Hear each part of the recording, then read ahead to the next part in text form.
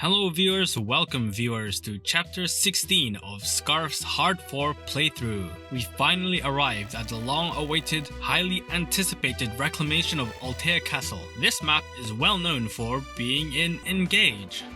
Well, look at that, they're the same. At first, it may resemble a Shadow Dragon map in that there are hardly any enemies, but trust me when I say that quickly changes. A thief carrying the 4th gemstone, the Geosphere, will make his way to the top left and will require defeating in order to avoid the bad ending. Everybody's favorite Astrum is also present, and this time he's calmed down enough to be recruitable. Unfortunately, that means I have to bring George, and that means I'm really strapped for deployment slots on this chapter. Other than George and the force deployed Marth, I'd like to bring 11 additional units, but only have space for 11 total, so 2 people need to hit the bench, and those 2 are Zane and Lind. The speed benchmarks needed for this chapter are significantly higher than previously seen. Astrum's heroes have 24 speed, and a dangerous enemy type seen later that reinforced in great numbers have 22 speed, meaning a unit needs around 26 to 28 speed to have a very good combat performance on this map. To meet this, I give Luke a speed wing and reclass Kris to Berserker to unlock his speed stat.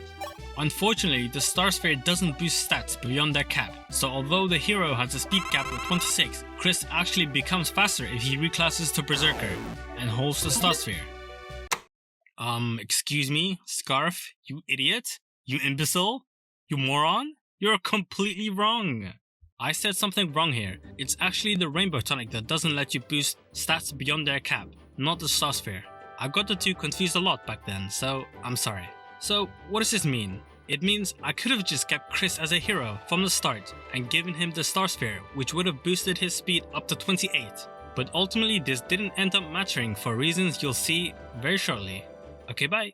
This also bumps his axe rank to A, allowing him to finally wield the Hawk Claire. On turn 1, I'm joined by Dolph again. No, this time it's Macellin. McKellen? McKellen? What is it? I want to move quickly to fight the heroes proactively and for space to intercept the thieves from the north, so I aggressively move everybody up the corridor. But that means fighting the super powerful heroes head on, which I don't know if I can manage.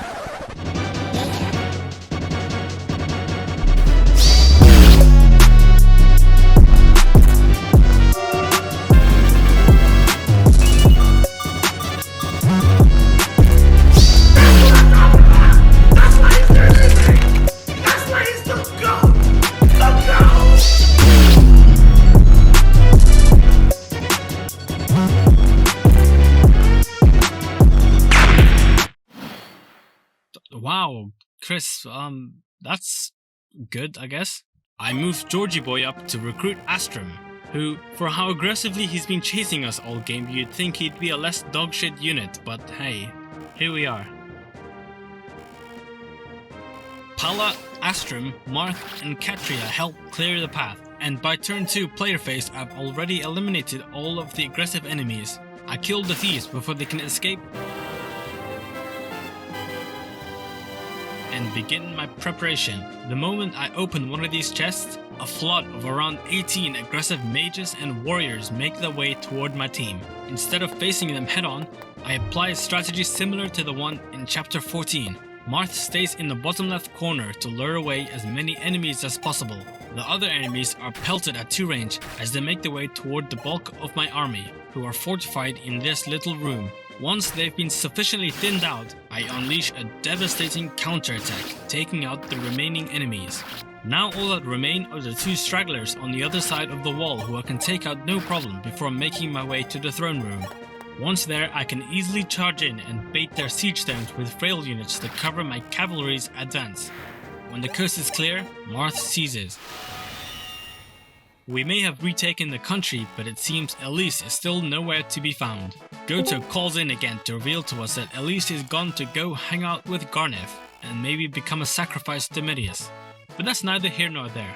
We learn that Princess Nina is Garneth's next target, and I have a sneaking suspicion that Hardin is not going to try very hard to protect her, so the responsibility falls to us. Just kidding. We gotta deal with Katarina first. I know what you're probably thinking, but don't worry, this is the second to last assassin map, so there's not much more left. Katarina's here with a bunch of her friends to attack us, but we can recruit her if Kris speaks with her 3 times in a row. I'd rather not bother and just throw a hand axe at her face and be done with it, but unfortunately she takes her Nosferatu to hell with her when she dies, and I really want that. The book that is, not her death. So I'll attempt to recruit her. I class change Kris to General, and him, Zane, and Katria can tank the enemies on this map with little effort. I mean, just look at Kris's stats. When Katarina is the only enemy remaining, I can talk to her 3 times where she fantasizes about being with Kris, which, I don't know, man, she kinda has a point, maybe? I'm just saying. By the way, Kris is wearing a headband in this scene even though he didn't have that at the time, which is, funny. As a unit, she's pretty good if given investment, but I already have Lind trained up for my Nosferatu wing and Aura wing and staffing needs, so I don't want to cheat on her with Katarina.